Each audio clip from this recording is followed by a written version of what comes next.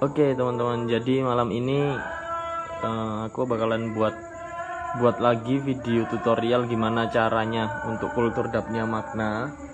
Karena banyak banget yang tanya, kenapa kok masih gagal apa segala macam. Airnya harus air apa, terus pakannya harus gimana, wadahnya harus seberapa.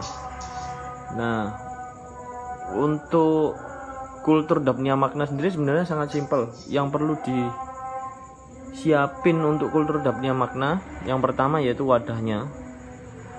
Ini wadah ukuran 40 lah, 40 kali 50 cm atau 40 kali 30. Ini segini sebenarnya sudah cukup untuk kultur. Nah, wadah yang pertama. Terus kedua, starter. Ketiga ini pakan. Kalau untuk dapnya makna Surabaya sendiri, dari awal berdirinya kolam-kolam ini, kita selalu pakai air beras. Nah, langsung aja kita mulai ya untuk tutorialnya. Pertama, air sudah disiapkan. Untuk air ini nggak perlu neko-neko sih sebenarnya. Air biasa pun nggak apa-apa. Air biasa dalam arti air langsung dari keran kita pakai nggak apa-apa. Jadi masih jernih kayak gini. Atau alternatif lain air bekas ikan. Air bekas ikan itu lebih bagus karena apa? Karena di dalam air bekas ikan itu sudah ada kotoran-kotoran yang menghasilkan mikroorganisme. Mikroorganisme itu fungsinya untuk pakan juga, pakan dapnia makna itu. Nah, kalau udah siap ini 3 ini aja, kita sudah siap kultur. Yang pertama, langkah pertama yaitu masukin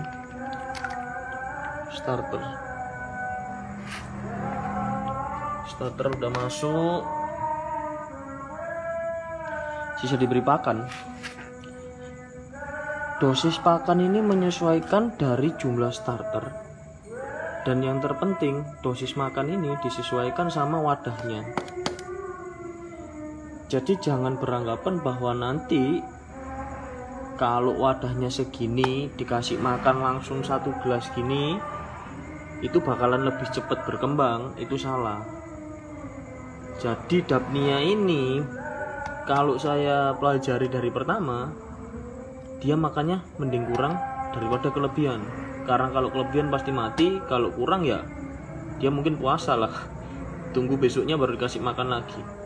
Untuk ukuran 40 cm kali 45 kayaknya, ini enggak tahu ukurannya berapa, kita kasih aja.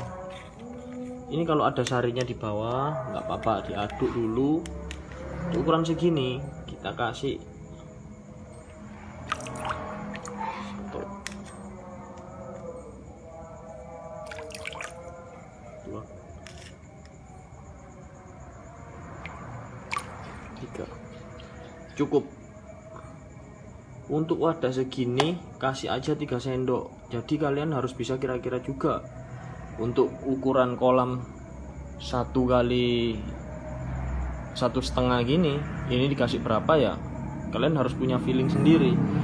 Saya sudah kasih gambaran untuk ini, kasih 3 sendok. Kalau sisa dibuang aja, karena air beras yang menginap itu biasanya akan fermentasi. Dan kalau fermentasi, kalau kalian kasih berlebihan di dapnia, saya pastikan bisa mati. Karena nanti untuk air beras itu akan menjadi lapisan kayak air yang ada minyaknya gitu di bagian atas. Nah, itu yang menghambat oksigen untuk dapnia maknanya sendiri. Nah, bisa dilihat tadi kita sudah kasih air beras, ini langsung diserbu sih sama dapnianya.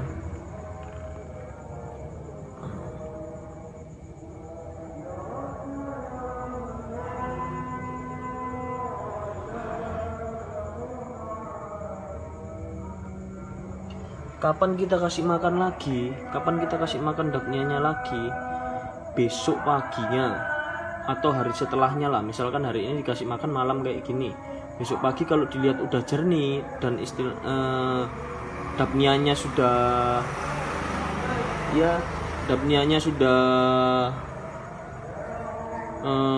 agresif lagi, nah itu langsung dikasih makan lagi nggak apa-apa, tapi ingat takarannya jangan berlebihan lagi ya, cukup 3 sendok makan atau 2 sendok makan untuk wadah seukuran ini, seperti itu teman-teman. Jadi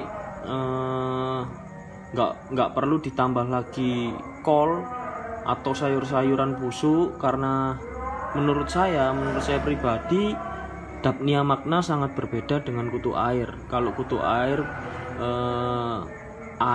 airnya harus ada kotoran-kotorannya, ada kolnya atau segala sesuatu yang harus dibusukkan.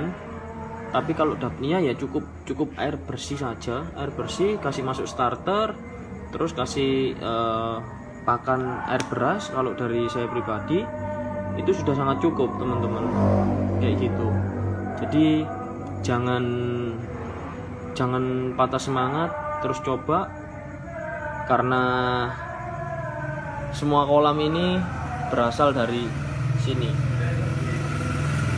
Ya, sekian video dari saya, semoga membantu teman-teman juga, untuk para breeder juga semoga berhasil juga kultur Daphnia, sehingga nggak perlu cari lagi pakan di luar kayak gitu, karena di musim yang sekarang juga agak sulit untuk mencari pakan di luar. Oke teman-teman, sekian video dari Daphnia magna Surabaya, semoga membantu, Tuhan memberkati.